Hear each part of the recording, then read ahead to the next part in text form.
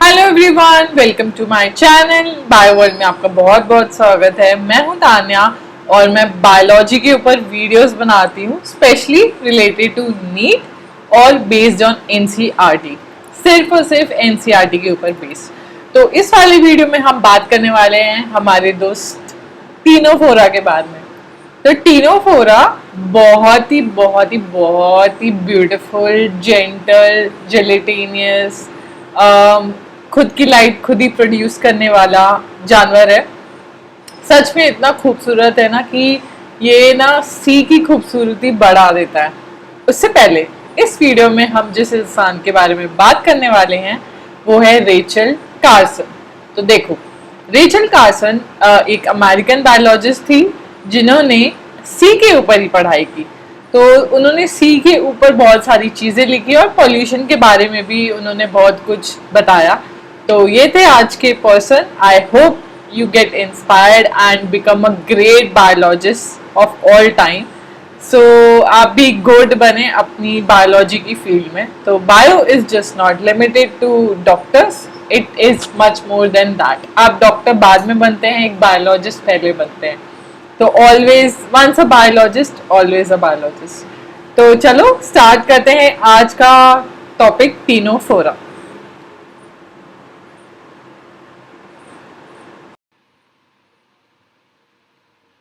Ctenophora start करने से पहले मैंने ऑलरेडी बाकी पॉलीफेरा और कॉलिनेटा के पार्ट्स बना दिए। मैं उनका लिंक डिस्क्रिप्शन में डालूंगी या ऊपर जो लिंक आती है वहाँ पे आपको मिल जाएगा। और चलो तो फिर टीनोफोरा स्टार्ट करते हैं। देखो, टीनोफोरा कहाँ रहते हैं बच्चों? पानी में तो रहते ही हैं, हमें पता है। लेकिन ये लोग एक्सक्लूसिवली मरीन होते हैं, एक्सक्लूसिवली मरीन। ठीक है, तो फ्रेश वाटर में आपको नहीं मिलेंगे, ये सिर्फ आपको मरीन में मिलेंगे। ठीक है, तो चलो स्टार्ट करते हैं और समझते हैं इनके बारे में। खूबसूरत, जैसे मैंने बताया, वेरी वेरी वेरी ब्यूटीफुल। तो ये बहुत ही खूबसूरत होते हैं दिखने में। और खूबसूरती के साथ ही इनका जो दिखते हैं ये जैसे, एक तो कॉम्ब जेलीज जैसे दिखते हैं। ठीक है, कॉम जेलीज क्यों बोले? जेली जैसे ही दिखते हैं, जैसी जेली होती है ना, सेम। अगर आपने इनको समुंदर से निकाला तो आपको ऐसे लगेगा ही नहीं कि ये कोई जानवर है, जेली दिखते हैं, ये एक्चुअल में जेली दिखते हैं। तो इसलिए इनका नाम जेली पड़ गया। ठीक है, कॉम्ब क्यों पड़ा? कॉम्ब अपन आगे समझेंगे। और दूसरी चीज, सी वॉलनट्स भी बोलते हैं। तो वॉलनट जैसे अखरोट होता है, एक के बाद एक लेयर रहती है, तो वैसे। और उसमें आपने देखा होगा ऐसे डिजाइन बनी रहती है अखरोट में बीच में, तो काइंड ऑफ उसी को कॉम्प्लेंट बोलते हैं। तो अपन उस चीज को और आगे डेप्थ में समझेंगे। ठीक है, अब जैसे मैंने बताया आपको, एक्सक्लूसिवली मरीन होते हैं। तो बच्चों जहां भी आ जाए ना कि ये जानवर एक्सक्लूसिवली मरीन है, वो हमेशा एक्सटर्नल फर्टिलाइजेशन करेगा। ठीक है, ये याद रखना, ये बहुत इंपॉर्टेंट है, पूछा जा सकता है नीट में। तो जो भी एनिमल, जो भी एनिमल मरीन में रहता है एक्सक्लूसिवली, वो हमेशा एक्सटर्नल फर्टिलाइजेशन करता है। ठीक है, ये मेरा ऑब्जर्वेशन है, आप एक बार और देख सकते हैं, बट ऐसा हमेशा होता है। ठीक है, दूसरी चीज, ये लोग होते हैं डिप्लोब्लास्टिक। डिप्लोब्लास्टिक से हम लोग क्या समझते हैं? दो लेयर होती है। डिप मतलब क्या? दो, डाई, दो। ठीक है, तो दो का मतलब हुआ कि एक अंदर यानी कि एंडो, दूसरी बाहर यानी कि एक्टो। बाहर से ही तो हम एक्टिंग करते हैं, हमारे जो फेशियल एक्सप्रेशन होते हैं वही तो एक्टिंग करते हैं, तो बाहर की तरफ कर रहे हैं यार। तो उसका नाम भी क्या पड़ गया? एक्टो, यानी कि वो बाहर की तरफ है, अंदर की तरफ नहीं है। अब एक नॉन लिविंग लेयर होती है इन दोनों के बीच में, जिसको बोलते हैं मीजोग्लिया। ठीक है, मीजोग्लिया इसलिए बोलते हैं क्योंकि वो नॉन लिविंग है। मीजोडर्म तो हम जो ट्रिप्लोब्लास्टिक में होगी बीच वाली है उसको बोलेंगे। अब बायोलॉजिस्ट ने सोचा कि यार इसको क्या करना नाम दे के अच्छा सा, और बायोलॉजिस्ट को तो नामकरण में बहुत ही मजा आता है, चाहे साइंटिफिक नेम हो चाहे कुछ भी हो, उनको नामकरण में तो बहुत ही मजा आता है। तो नामकरण करने के लिए उन्होंने बोला इसको यार ऐसे ही हल्का सा नाम देते हैं, मीजोग्लिया। ठीक है, अब तीसरी चीज, रेडियली सिमेट्रिकल। रेडियली सिमेट्री से आप, मैं आपको एकदम सिंपल लैंग्वेज में समझाऊंगी।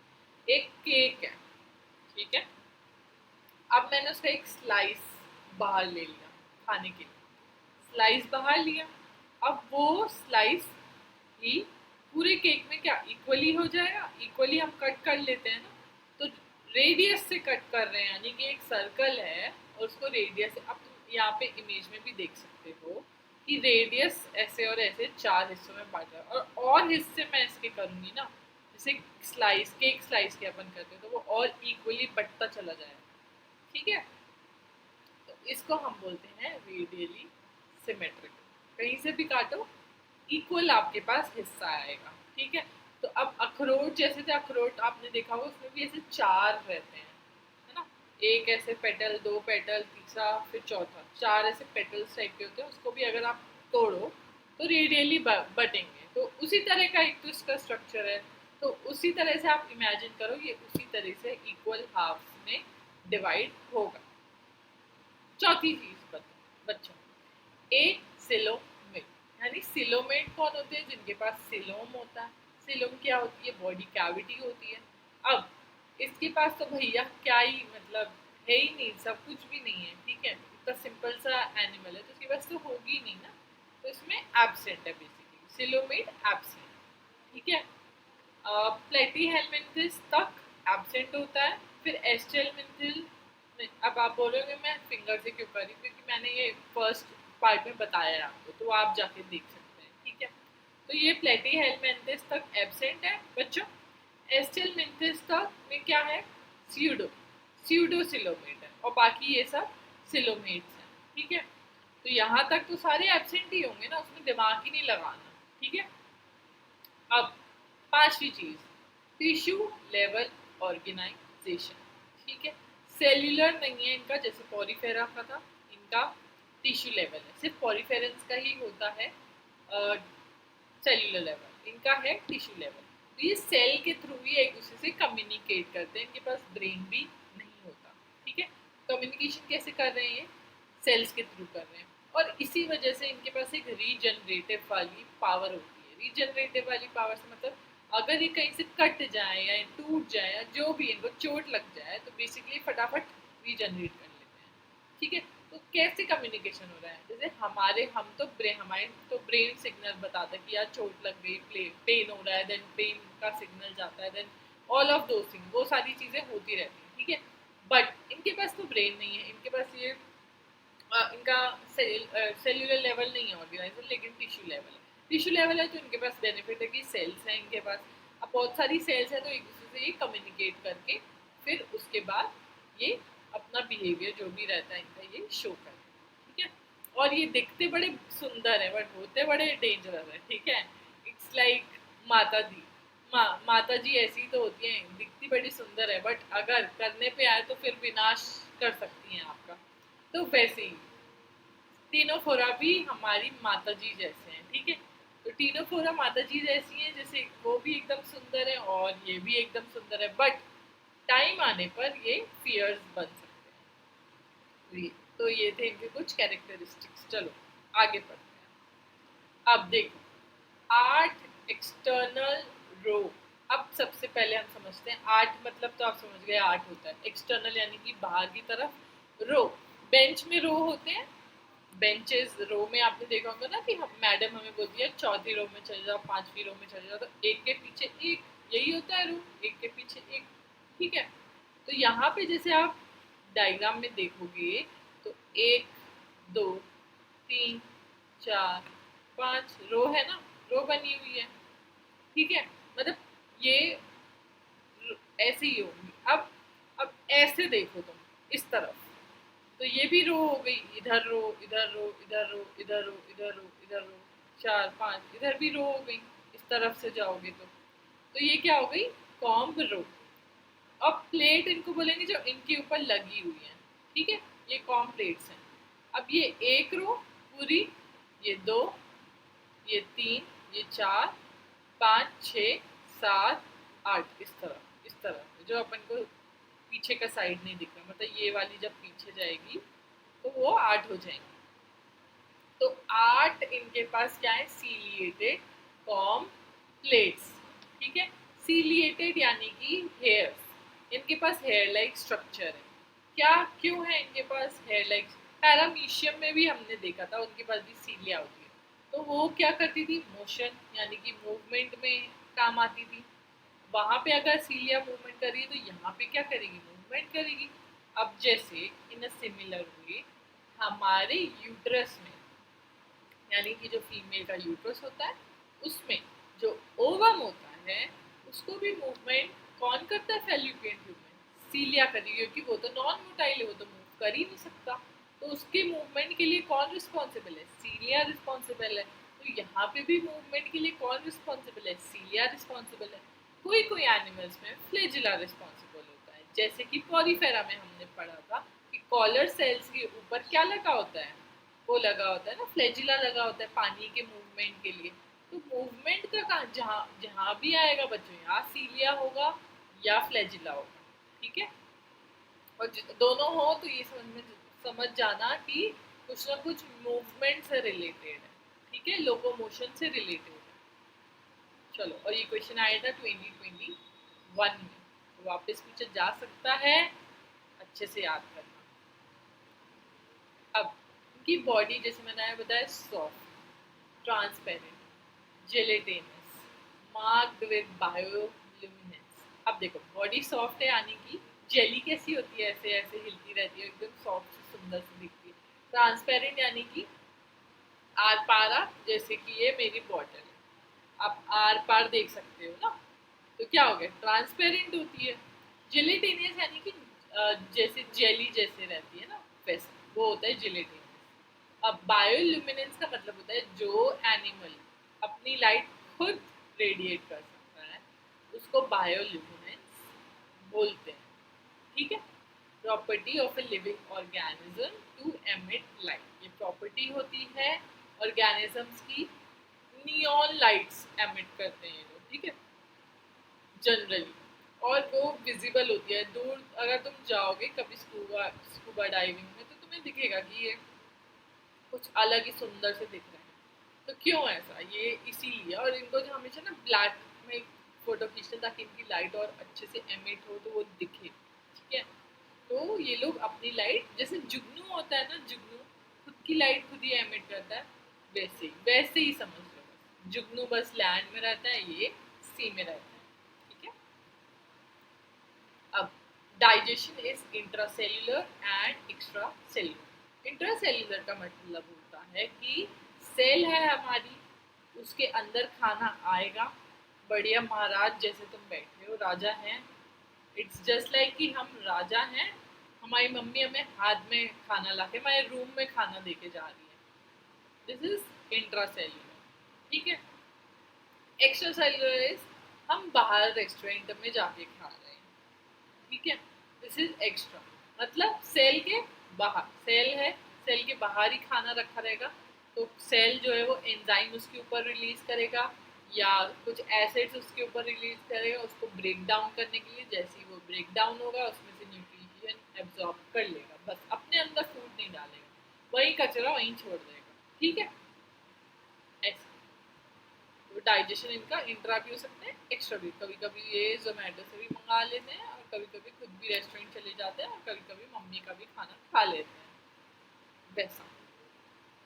अब जिनके सेक्सेस है वो सेपरेट नहीं होते, ठीक है, सेक्सेस अगर सेपरेट नहीं है यानी कि एक ही है, एक एनिमल है, उसके पास मेल पार्ट भी है और उसके पास फीमेल पार्ट भी है, हर्माफ्रोडाइट्स इनको बोलते हैं, ठीक है। तो कमेंट सेक्शन में बताना कि और कौन से हर्माफ्रोडाइट्स हैं, ठीक है, जरूर बताना मुझे कमेंट सेक्शन में जरूर। These are sexually reproducing animals exhibit। अब मैंने जैसे बताया जो जो एक्सक्लूसिवली मरीन होंगे वो क्या करेंगे, एक्सटर्नल फर्टिलाइजेशन करेंगे, यानी कि बाहर की तरफ, क्योंकि भैया उनके पास तो सी है ना। क्यों करते हैं ऐसा, मैं तुम्हें इसका लॉजिक बताती हूँ। अब भाई उनके पास तो पूरा समुंदर है, समुंदर, तुम्हारे पास समुंदर होगा तो तुम आराम से करोगे ना कि जगह जगह बचाओगे।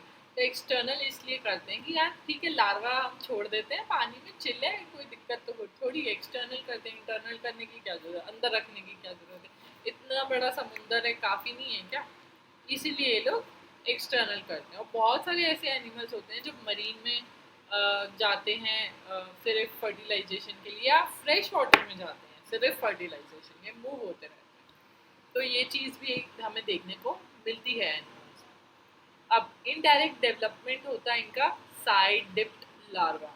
ठीक है, अब समझते हैं कि साइड डिप्ड लार्वा क्या होता है। इनडायरेक्ट मतलब होता है कि डायरेक्टली डेवलप नहीं हो रहे, वो इनडायरेक्टली हो रहे हैं। कैसे?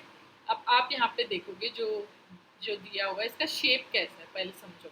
इसका शेप हमें कैसा दिख रहा है, मुझे कमेंट सेक्शन में फटाफट बताओ ना कि ये इसका शेप आपको कैसा दिख रहा है।